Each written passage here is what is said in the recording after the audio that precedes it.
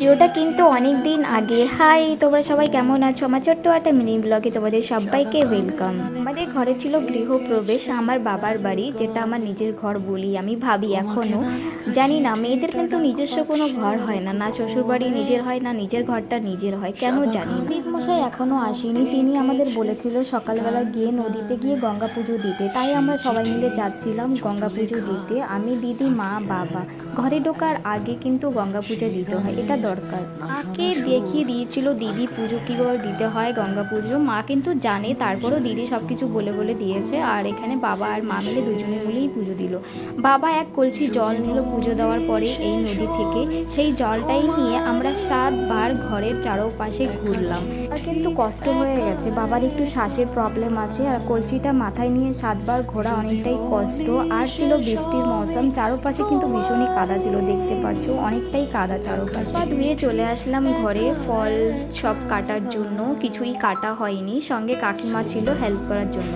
এখানে পণ্ডিতজি শুরু করেছে তার নিজের পুজোটা হতে একটু লেট হবে করে, তাই জলদি জলদি বসে পড়লো। আমাদের লাগভাগ সব ফলগুলিই কাটা হয়ে গেছে, ঘরেও সবাই চলে আসছে প্রায় লোকই। এখানে দেখতে পাচ্ছ আমার কাকিমা, দিদি, আমার কাকার মেয়েরা, দিদির মেয়ে, ছেলে মেয়ে সবাই মিলে পিছনে বসে গল্প করছে। আমিও আসলাম তাদের সঙ্গে একটু কথা বলতে। সবাইকে খেতে দিয়ে দিলাম, সবাই বসে পড়লো। আরও অনেক লোক আছে, কমসে কম 2 থেকে 250 লোকের ইনভাইট ছিল ঘরে। রান্না হয়েছিল খিচুড়ি, তার সঙ্গে সবজি আর আমের চাটনি। বেশ মজা আসবে খেতে, সবাই বলছে। এখানে দেখতে পাচ্ছ আমার দিদি অনেক দিন পরেই আসে, এই দিদিটা।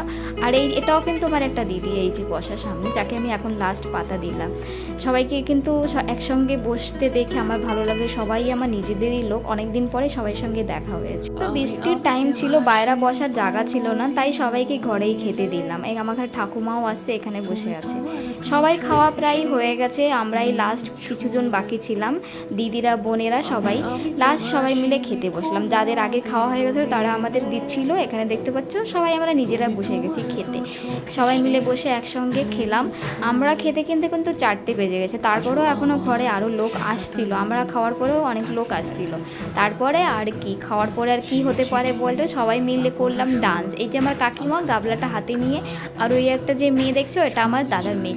এরা কিন্তু ভীষণই ফানি দুজনেই, এদের দুজনের জন্যই এতটা মজা হয়েছে। এরাই শুরু করেছিল ডান্সটা, আর সবাই মিলে করেছি কিন্তু ডান্স, ভীষণই মজা হয়েছে। তোমাদের সঙ্গে আবার দেখা হচ্ছে আমার নতুন একটা মিনি ব্লগ।